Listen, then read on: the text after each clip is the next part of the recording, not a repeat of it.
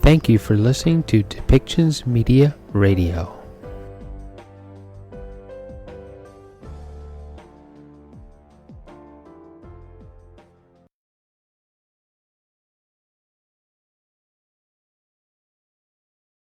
Hello to everyone. Today is June 14, 2021, and my name is Tarek Yasharevich, and I welcome you to this special press briefing on COVID-19. Today's theme is public health and social measures during COVID-19 pandemic. We will discuss the collaboration with Norway, and we will have a special guest that Dr. Tedros will introduce shortly. As always, we have a simultaneous interpretation in 6 UN languages, plus Portuguese and Hindi. So journalists who are online and would like to ask questions can do that in 6 UN languages and Portuguese. To do that, you would need to click icon raise hand, and please also be short, only one question per reporter, so we can take as many as possible today. With this, I will give the floor to Dr. Tedros for his opening remarks. And before that, I will just remind who do we have in our room today. We have Dr. Tedros, WHO Director General, Dr. Maria Van Kerkhove, who is our technical lead for COVID-19. We have Dr. Mike Ryan, Executive Director, Health Emergency Program. Dr. Mariangela Shimau is Assistant Director General, Access to Medicine and Health Products. Today with us, we have Dr. Sylvie Briand, our Director of the Department for Infections Hazard Preparedness. We may have other WHO experts either in the room or online if questions relevant to their area of expertise come. So with this, I will give the floor to Dr. Tedros for his opening remarks.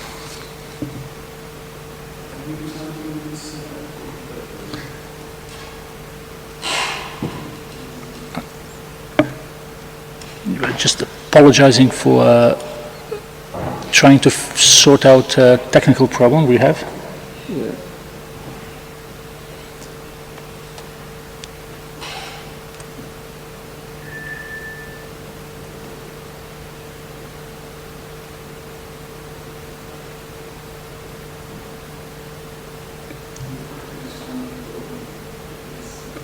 We do apologize for this delay. It's our colleagues from technical unit are trying to make sure that all the technical arrangements are in place.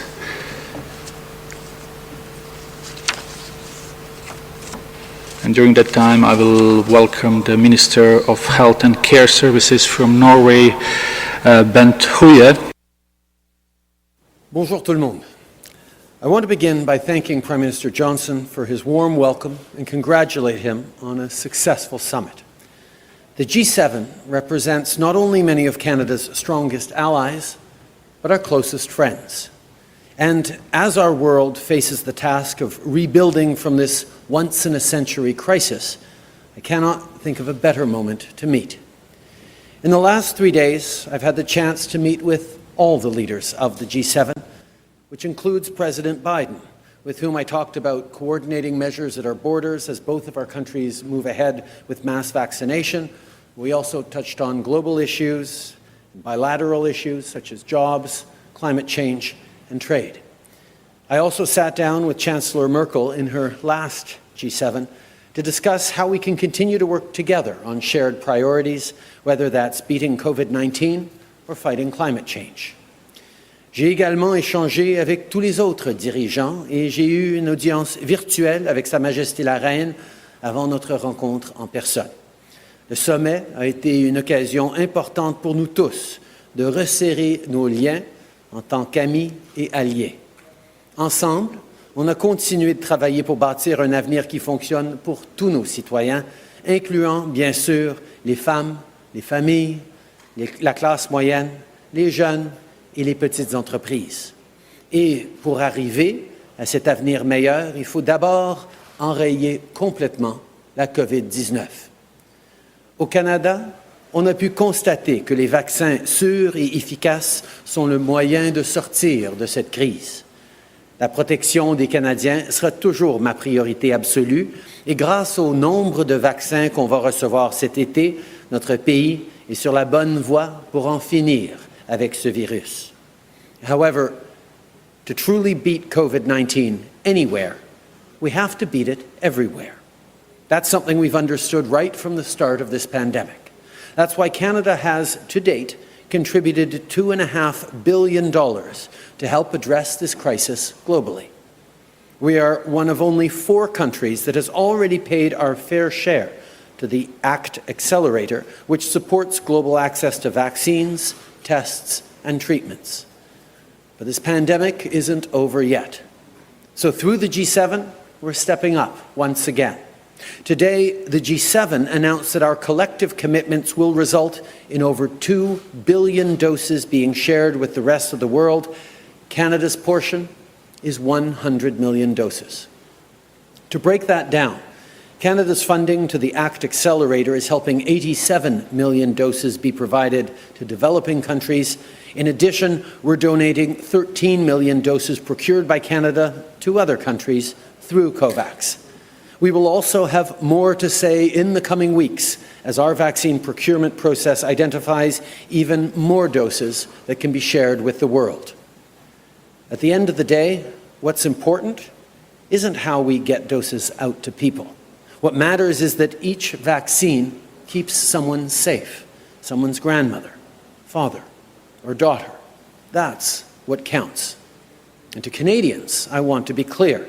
This global commitment on vaccines is in addition to and in parallel with our vaccine rollout at home. We have millions of doses being delivered into the country each week, and every day more and more people get their first and second shots. Over the course of this year's summit, we also had the chance to move the dial on another key challenge for our shared future, climate change. G7 countries represent some of the world's leading economies. Real progress means real action from everyone in this group. As Canadians, that's something we take to heart. Le Canada s'est engagé à atteindre la carboneutralité d'ici 2050 et on dispose d'un plan solide pour y parvenir. On a notamment fixé un prix sur la pollution qui fait de notre pays un chef de file en la matière, en plus d'investir dans les emplois verts et de soutenir les travailleurs. Et cette semaine, on a fait un autre pas en avant. On a affirmé clairement que les nouveaux projets d'extraction du charbon thermique ne sont pas compatibles avec notre objectif de bâtir une économie canadienne forte et résiliente et garantir de l'air propre pour les générations à venir. Bien sûr, on sait que la pollution n'a pas de frontières. Le Canada ne peut pas lutter seul contre les changements climatiques. Alors, j'ai été encouragé de voir les dirigeants du G7 s'engager collectivement à réduire davantage la pollution et à mettre fin au financement direct par les gouvernements de l'énergie au charbon à l'étranger d'ici la fin 2021, 2 mesures que le Canada a déjà prises. Je salue également l'adoption du pacte du G7 pour la nature qui verra le G7 se joindre au Canada pour protéger 30% des terres et 30% des océans d'ici 2030, contribuant ainsi à freiner et à renverser la perte de biodiversité. Et pour aider les pays en voie de développement à pouvoir faire leur part pour le climat, le Canada va doubler jusqu'à 5,3 milliards de dollars sur 5 ans son financement climatique. For our part, Canada will continue to step up. Canada will double our climate finance commitment to $5.3 billion over the next 5 years, helping communities around the world fight and adapt to climate change. We're also making sure more of those funds tackle biodiversity loss and adaptation, and that more money stays in communities by expanding direct grants. Canada has consistently led on climate action, and we're doubling down on our commitment to clean air, middle-class jobs, and a sustainable future. As leaders of the G7, we not only have the responsibility to ensure our own citizens are safe and have good jobs and a bright future, we have the power to help make this a reality for people around the world. No matter where she lives, every girl should be able to pick up a backpack and go to school. Every woman should have the tools to lift herself and her community up. C'est le genre de monde auquel on doit aspirer. Et c'est pourquoi le Canada a investi 300 millions de dollars dans le partenariat mondial pour l'éducation pour soutenir l'éducation des filles dans les pays en développement. On a entamé ce travail en 2018 quand le Canada a accueilli le sommet du G7 à Charlevoix et a placé l'égalité des sexes au cœur de tous nos efforts. Au sommet de cette année, on a encore une fois intensifié ces efforts. Face à de nombreux défis, notamment l'égalité des sexes, les changements climatiques et la pandémie, la collaboration est le seul moyen d'avancer. When we stand united through institutions like the G7, we send the message that the world's democracies will work together to meet the challenges we face and defend the values we hold dear. Together, we must continue to strengthen respect for international law and defend people who face persecution and suffering abroad. I want to thank all of our partners who have supported Canada in condemning the arbitrary detention of Michael Spavor and Michael Kovrig and joined us in calling for their immediate release, as well as reaffirming the G7's shared commitment to our initiative condemning arbitrary detentions around the world. At this meeting, Canada led the way on a common approach to addressing the challenges posed by China. As partners, we must stand strong and united. And at this weekend's summit, we agreed to the action needed to do just that. Il y a beaucoup à faire pour rebâtir un avenir plus fort, plus juste et plus durable. Et ensemble, je sais qu'on est à la hauteur. Merci beaucoup. Je suis maintenant très heureux de prendre vos questions. Minister Stephanie Taylor with the Canadian Press. I'm wondering if you can clarify for me where these 13 million doses are coming from and when will you be donating them? Canada has long recognized that even as we move forward on vaccinating Canadians, in order to keep everyone, including Canadians, safe, we need to do our part to make sure everyone around the world is vaccinated as well. That's why we've committed 100 million doses to the vaccine sharing initiative that was announced today at the G7. Of that, many of those doses flow through the ACT Accelerator investment that we made in the beginning, and I'll point out that Canada and Germany are two of the only 4 countries to have met and even exceeded our commitments to the ACT Accelerator, as well as a number of doses that we have purchased in Canada that we are directing through COVAX to be distributed around the world. But it's important to remember that just giving vaccines to the world on their own isn't quite enough. We need medical systems, we need refrigeration systems, we need abilities to get those into arms around the world. And that's the role that the ACT Accelerator plays and where Canada has seen importance not just in donating doses, but in also supporting the health systems. C'est important de souligner que nous reconnaissons que oui, il faut vacciner les Canadiens le plus rapidement possible, mais pour que les Canadiens et tout le monde soient en sécurité, il faut en finir avec cette pandémie partout. C'est pour ça que nous sommes en train de travailler avec l'accélérateur ACT et de faire des dons à travers COVAX pour s'assurer une annonce aujourd'hui de 100 millions de doses à l'intérieur du 2 milliards de doses que le G7 a regroupées. Mais évidemment, on en a plus à faire. Mais il faut aussi souligner que ce n'est pas juste une question d'offrir des doses aux communautés à travers la planète. Des doses en elles-mêmes sont essentielles, mais pas suffisantes. Ça prend des systèmes de santé, ça prend du personnel, ça prend de la réfrigération, ça prend des infrastructures autour de ces doses pour s'assurer que réellement on puisse vacciner la planète le plus rapidement possible. Et c'est pour ça que le Canada est content d'être parmi les pays qui ont donné à l'accélérateur ACT justement pour s'assurer de cela. Thank you, but that didn't answer the question. What month and what year will you be donating these 13 million doses in surplus? A number of these doses are on their way as we speak. More will come in the coming months. And as I pointed out, there will be, because we know Canada was very successful in negotiating vaccine contracts, even more doses that were destined for Canada that we're going to be able to share around the world as we see Canadians getting vaccinated to higher and higher levels, and we simply do not need those doses. Comme j'ai dit, nous sommes en train déjà de partager ces vaccins avec COVAX, mais nous allons continuer de recevoir ou d'avoir des vaccins pour le Canada dont nous n'aurions pas besoin parce qu'on a négocié tellement de contrats avec les compagnies de vaccins qu'au fur et à mesure que les Canadiens sont de plus en plus vaccinés, on va pouvoir partager avec le monde pour protéger pas seulement la planète, mais les Canadiens aussi, quand vient le temps de regarder d'autres variants possibles dans les mois à venir. Good afternoon, Prime Minister. Murray Brewster with CBC News. The World Health Organization said yesterday that it needs 100 million doses right now. It needs 11 billion doses by the time we get to next year at this time. Is not the G7 commitment and Canada's commitment falling short of that appeal?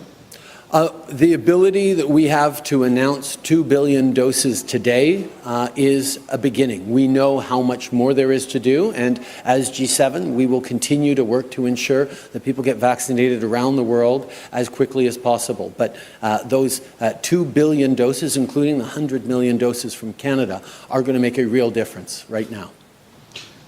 The United States, the UK, and Germany are all moving ahead with some form of improved pandemic early warning system. What precisely is Canada going to do to improve its early warning pandemic system? There are many things that Canada has been reviewing and working on, and we will continue to work to make sure that Canadians are protected from any future pandemic. We've certainly, all of us, learned lessons through this pandemic, and that was why the exciting presentation we had earlier today or yesterday on the 100-day plan to ensure that we can actually move quickly in any future pandemic right around the world in a coordinated, concerted way to respond to the very real threat that we now fully understand that pandemics pose to our economies, to our citizens, and to our world.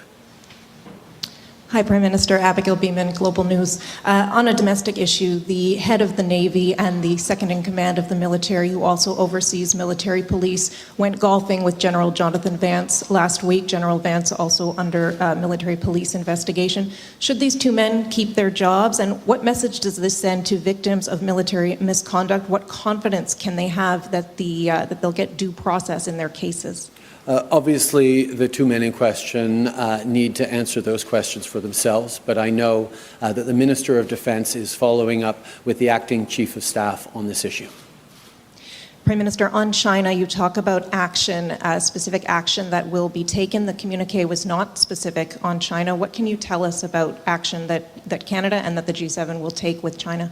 Well, I think one of the things we've seen over the past many months and even years is all of us have responded in various ways to issues that have arisen regarding China. What we really came together clearly to say and to put forward today was a need to speak with one voice, a need to coordinate much more closely our working together and our focus on demonstrating that our approach of a rules-based system, our alignment on values, our promotion of the kinds of standards and opportunities for people around the world that we have always stood for is better aligned. A concrete example is the work that we're going to be doing on infrastructure investments in the developing world. The whether it's Canadian pension funds or equity capital around the world, there is tremendous expertise that working together we're going to be able to unlock to create growth, opportunities, and greater potential fulfilling for people around the world. These are the kinds of things that was very clear is the approach that the G7 is going to take. Hi, Prime Minister Paul Welty from the Globe and Mail. You had an impassioned speech, I think, from the South African president today. You've heard from Joe Biden, you've heard from President Macron of France, all supporting a waiver of intellectual property rights for vaccine development. Why won't Canada join that effort? Canada continues to be extremely active at the WTO in ensuring that we get more vaccines out to people, not just delivering them, but allowing them to be developed in places around the world. There is a lot of hard work being done on a consensus on that, and Canada is very much part of that. Do you support waiving IP rights? We are looking at every possible way to ensure that everyone gets vaccinated as quickly as possible. Nous allons toujours travailler avec nos collègues à l'Organisation mondiale du commerce pour s'assurer que justement on ait accès au plus grand nombre de vaccins à travers le monde. Nous continuons de travailler avec nos collègues là-dessus. Glenn McGregor, CTV News. Prime Minister, when you raised the issue of Michael Kovrig and Michael Spavor with the leaders, did you get any specific commitments on anything they're going to do to expedite their release other than just denouncing their detention, and particularly from President Biden when you spoke with him? The first thing that was a very clear consensus around the table, and indeed with all the leaders in bilateral conversations, is that what has happened to the two Michaels should not have happened, and indeed could happen in any country around the world. The use of arbitrary detention and coercive diplomacy by China is of concern to all of us. That is why the G7 reaffirmed its commitment to our arbitrary detention initiative, not just aimed at China, but at countries around the world who are using detention of citizens for political purposes, while at the same time continuing to impress upon the Chinese leadership that this approach is not just harming their standing in the global economy, but is also harming their own interests. It is counterproductive for China to be engaging in this, and that is something that we are all speaking with one voice on. Okay. Dans toutes mes conversations, que ce soit autour de la table ou individuellement avec les dirigeants, ça a été très clair que la détention arbitraire des deux Michael est une préoccupation pas seulement pour le Canada, mais pour tous les pays à travers le monde. L'utilisation de détention arbitraire ou de diplomatie coercitive est préoccupante, et nous sommes d'une seule voix pour souligner notre désaccord avec cette approche, et aussi pour souligner que c'est une approche contre-productive, pas juste pour les relations internationales, mais pour la Chine elle-même. Elle n'aura pas ce qu'elle veut en agissant pareillement. You also spoke to President Biden about the Canada-U.S. border. You and he seem to have two different views on how and when this should start to reopen. Was there any agreement here in Cornwall about how that's going to happen, a specific timeline, a plan for doing that? We have been having close engagements with the American administration, with border officials, between ministers and members of the administration back since the very beginning of this pandemic. Obviously, with the longest undefended border in the world between our two countries, it is extremely important to get back to normalcy as quickly as possible. But the work we did from the very beginning ensured that the nearly $2 billion in trade that crosses that border daily has continued to cross even during the worst moments of this pandemic in our respective countries. We will continue to work closely together on moving forward in the right way, but each of us always will put at the forefront the interests and the safety of our own citizens. Depuis les débuts de cette pandémie, nous avions travaillé main dans la main avec les Américains pour s'assurer non seulement de la protection de nos citoyens, mais de s'assurer aussi que les 2 milliards de dollars en biens qui traversent notre frontière à chaque jour continuent de s'écouler. Et effectivement, on a vu la continuation de tous ces échanges commerciaux, même pendant les pires moments de cette pandémie. Nous allons évidemment continuer de travailler ensemble pour aligner dans la mesure du possible, mais nous allons aussi être très clairs que la priorité pour chacun de nous, ce sera toujours les intérêts et la sécurité de nos propres citoyens. On va toujours chercher à collaborer quand c'est possible.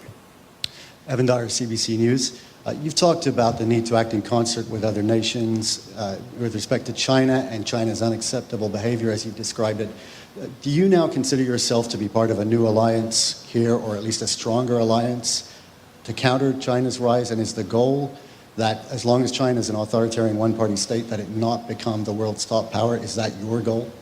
No, the goal of the G7 has always been the success not just of our countries and our economies, but the success of the global economy. And we understand that a rules-based order, an international trading system based on international law, on the principles and values that allow for our citizens to flourish, is something we will continue to stand up for, and quite frankly, something the G7 has always stood for. It has been outstanding to see such togetherness and alignment on these issues over these past few days, which certainly represents a new moment for the G7. But certainly the way we've been able to come together and align ourselves not just on one issue or one relationship, but on a whole realm of relationships is boding very well for the future, not just of our economies, but of the world. Just to see if I understood you correctly, so you wouldn't necessarily object to China becoming the dominant power in the world while it's still an authoritarian one-party state? I'm not going to decode layers of hypotheticals in there. I think it's important that we be promoting the rules-based system, the agreed-to international laws, and the opportunity for everyone around the world to fulfill their potential. And we've seen that the model that is highlighted here at the G7 has been incredibly effective in creating prosperity, in creating opportunity, in creating advancement for people around the world. And we will continue to demonstrate that as we work together, even closer than we ever have before, that resonates around the world. Hi, Prime Minister. This is Kate Bolingaro from Bloomberg. I have a question regarding the border and vaccine certificates and vaccine passports. This is something that G7 leaders were discussing, but there was nothing about this in the communique. So I was wondering if you could provide a little bit more information about a system that's going to be put in place so that people can get back to normal life while this pandemic is ending. I think the priority for all countries remains getting through this pandemic. And many countries like Canada continue to say that now is not the time to travel except for essential purposes. We need to ensure that people are getting vaccinated, getting their first dose, getting their second dose, and that is our priority. However, we know full well that once people get fully vaccinated, once restrictions are starting to ease in our country, we will have people wanting to travel around the world. And that is certainly something we're looking at to ensure that whatever documentations, whatever processes Canada puts in place, they're able to align with our friends, allies, and indeed partners around the world. And we will continue to work together on that.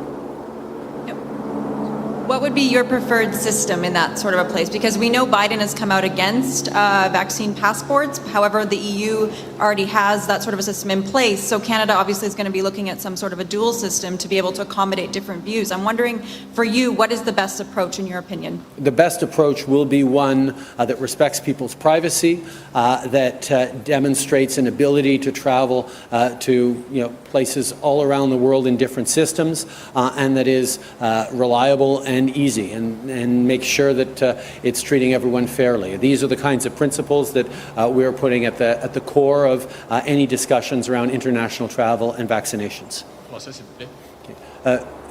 quand on parle de vaccination et de déplacements internationaux, il faut comprendre qu'on n'est pas rendu là encore. C'est encore un moment seulement pour les déplacements essentiels, mais on s'en vient à un moment où les Canadiens vont être suffisamment vaccinés qu'on pourrait parler justement de déplacement à ce niveau-là. Et on va mettre en place un système qui respectera la vie privée, qui sera facile à utiliser, qui pourrait fonctionner partout dans le monde et aussi qui prendra en compte les préoccupations au niveau de l'équité et la justice. Bonjour, M. Trudeau, Louis Blouin de Radio-Canada.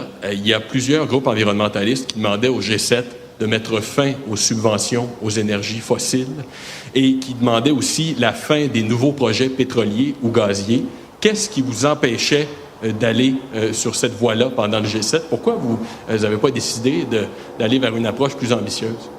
On a été très, très ambitieux dans notre approche. Nous allons continuer de respecter les engagements qu'on a pris dans le passé et par rapport aux centrales de charbon, par rapport aux mines de charbon thermique, par rapport à plus d'engagements en termes de financement pour le climat à travers le monde, où le Canada s'est engagé à doubler son engagement.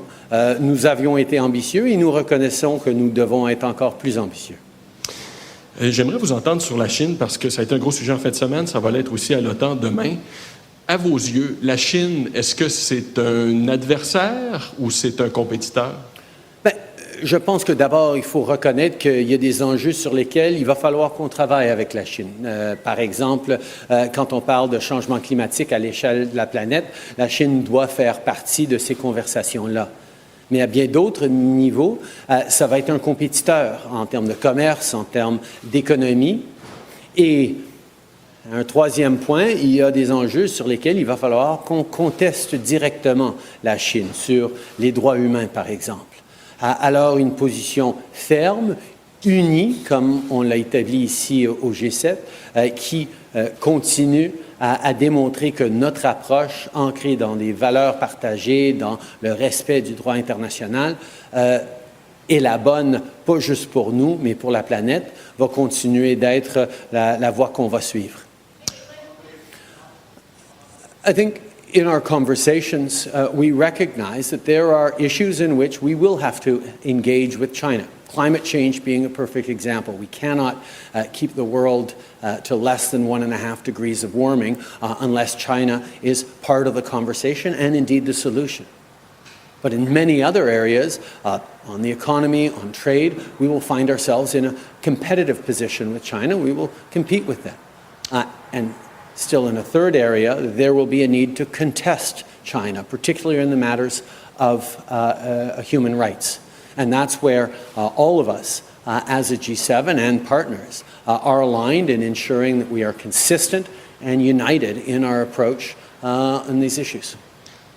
Prime Minister Steve Sedgwick from CNBC. You've been an interesting observer of the distraction that's been Brexit, the growing row over the Northern Ireland Protocol between the EU partners here and Great Britain and the host here, Boris Johnson, as well.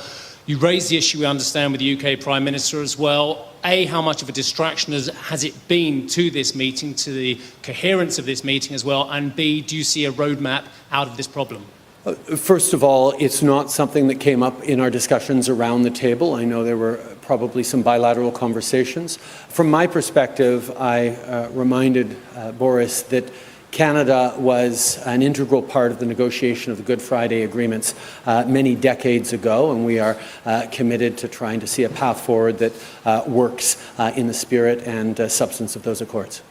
And on a completely different issue, if I may, COP26 coming up as well. The oil sands, tar sands producers, they've got a plan for net zero by 2050.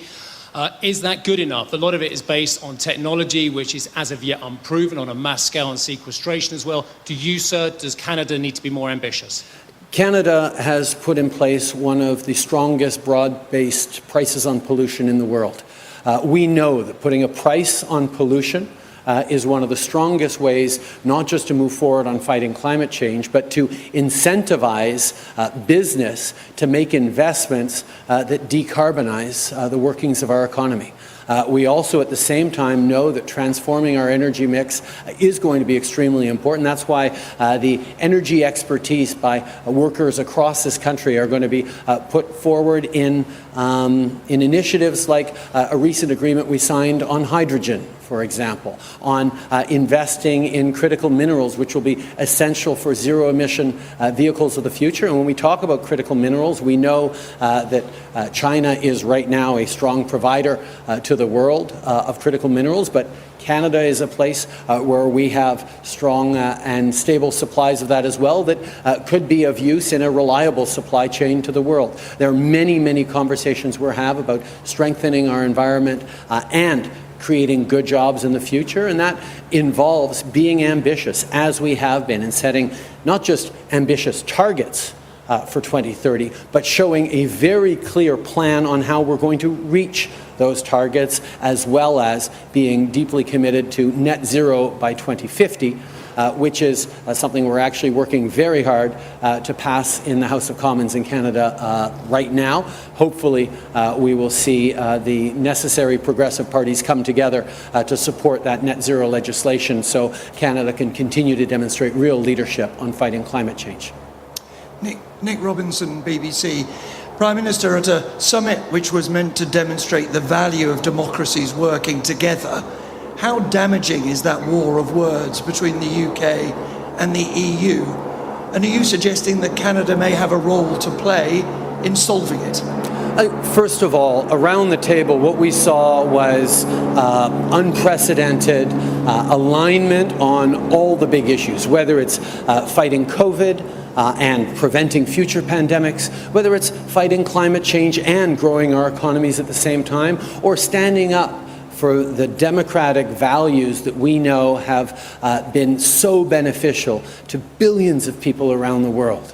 These are the things on which we are absolutely aligned. Now, there will always be bilateral issues and issues of concern that are meaningful that we work out and work through at summits like these. That's part of what these summits are all about. And as I said, Canada had a role to play in the signing of the Good Friday Accords decades ago, and are always willing to be helpful in any way that is relevant. Do you think Canada could play a direct role, though, when you talk about it being relevant? And if I may, the G7 in Cornwall risks being forgotten in the way that most G7 summits are forgotten. Beyond the beach and the barbecue and the royal banquet, what do you think the world ought to remember from this summit that will make a real difference? I can't help but think back to our G7 summit in Charlevoix that was made famous from a tweet from an airplane. But what actually resulted in that G7 in Charlevoix was a commitment that saw millions, if not actually billions of dollars flowing to girls' education around the world. Investments that have made a real and tangible difference in the lives of thousands upon thousands of women and girls in countries around the world. We move forward on an oceans charter to fight plastics in the oceans that have actually had real impacts. We move forward on many partnerships that, didn't make the headlines the next day, but has been part of a steady working effort by G7 members to have a positive impact on the world. And I don't know what you will all be writing about tomorrow, but I can tell you the work we got done here today, at a time where the G7 is more united than ever before, more focused on the responsibility we wield collectively as some of the world's leading economies, not just to our own citizens, but to citizens around the world, during a time of dueling crises of the pandemic and climate change. The impacts of this G7 will be felt long after the newspapers you write for will have been used to wrap fish. En français maintenant? Ah, bon, okay. Maybe I won't do the newspapers and fish thing. I might get in trouble for that, because we respect the freedom of the press and the independence and the work that you all do in a very important way. Écoutez, par rapport aux manchettes qui sortent d'une rencontre du G7, je ne peux que réfléchir au G7 qu'on a eu à Charlevoix il y a plusieurs années, où évidemment les manchettes parlaient d'un tweet paru de Air Force One. Mais la réalité, c'est que les conclusions de cette rencontre, les milliards de dollars, par exemple, qu'on a investis dans l'éducation pour les femmes et les filles, dans l'initiative pour protéger nos océans et éliminer les plastiques de nos océans, il y a du travail qui n'est pas fini, mais qui continue à ce jour, malgré les manchettes de ce qui s'écrit, le travail qui est fait entre amis et partenaires membres du G7 et nos pays respectifs et nos partenaires à travers le monde va continuer. Et je ne sais pas exactement quelles seront les manchettes de ce G7, mais vous pouvez savoir que le moment qu'on a vécu ensemble, alignés sur les plus grands enjeux, que ce soit la COVID, que ce soit les changements climatiques, que ce soit la responsabilité collective que nous avons pour l'économie mondiale, pas seulement pour nos citoyens, mais pour les citoyens d'un bout à l'autre de cette planète. Le travail qu'on a accompli ici, mais le travail qu'on a commencé et continué ici, va avoir un impact réel pour des années et des décennies à venir. Merci beaucoup tout le monde. That is public health and social measures. Yeah, no, I clarified, not to answer on that question, but Simon, I was actually hoping you would say that at some point you're going to come to Geneva and you can meet with us in person, because I think you've attended probably every one of these press conferences. So I for one am looking forward to meeting you at some point. I wanted to bring it back to the main topic of today on the public health and social measures, because we really have a good opportunity here to talk about the evidence base. And as you know, as you've heard all of us speak a lot about, I guess we're a bit of a broken record here on the comprehensive strategy in making sure that we use all of the tools that we have available, which include individual level measures, community level measures, measures like testing to be able to know where the virus is and to support people who are infected, to carry out contact tracing, to ensure that those who are infected receive appropriate clinical care, and make sure that vaccines and vaccinations roll out around the world. But until we have good vaccination coverage, and you've heard the DG talk about the urgency and the need of having these vaccines donated now so that they can reach those who are most in need now, we do have public health and social measures at hand that can reduce infections and can save lives right now.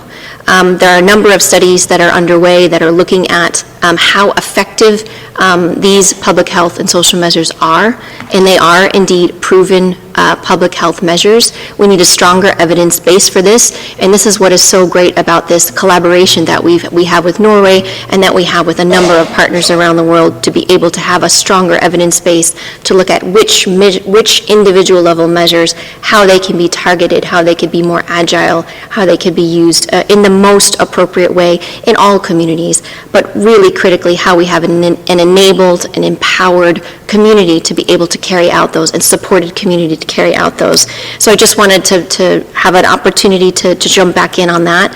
I know that there's a lot of questions on vaccines, and rightly so, but we cannot forget about the measures and the tools that we have. Right now, there are between 10 and 11,000 people who die every day from COVID-19 that we know about. And so these are deaths that can be prevented with these individual level measures, with vaccination. So please, as much as we can, we need to all do our part, and we need governments to be able to support us in carrying out those really critical life-saving actions. Thanks. Thank you very much. And we will meet also Simon, we will meet Christy. So, thank you. Thank you very much, Dr. Van Kieker, for talking a little bit more about the main topic of today's press conference. We are now close to the hour, so we will conclude today's press briefing, but we hope to see you next time. I would like to thank the interpreters, and then Dr. Ryan would like to add something. Just, you know, someone asked Bruce there about 16 billion been needed to fund COVAX. I would just maybe remind us all that I think in 2020 we spent nearly $2 trillion. That's, I think it was around $1,981 billion in defense spending around the world. $16 billion represents less than 1% of 1 year's spending on military defense around the world. Surely we can afford 1% of that to save lives and bring this pandemic to an end. Thank you, Dr. Ryan, for putting really this in a context. With this, I will give the floor to Dr. Tedros for his last remark. Yeah, thank you so much. I fully agree with the way that Mike has put it. This is a common enemy virus that has already killed close to 4 million people. So I think it's not difficult to understand why we should invest more in fighting this virus and saving lives, because we're investing actually more for the wrong reasons. So thank you so much, Mike, for reminding us that. And thank you also to all colleagues who have joined today, and look forward to seeing you in our upcoming presser. And to Simon, probably he hasn't heard me, I would like to assure you that we will meet Christy as you suggested. Thank you so much.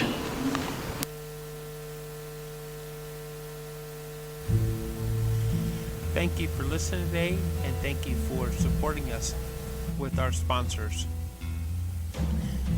Please go to depictions.media for more information, and click on our contact link and let us know how we can help bring your story and help bring us to a better world.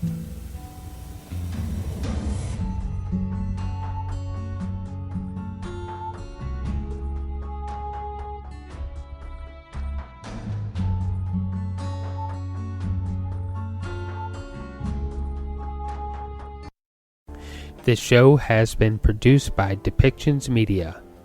Please contact us at depictions.media for more information.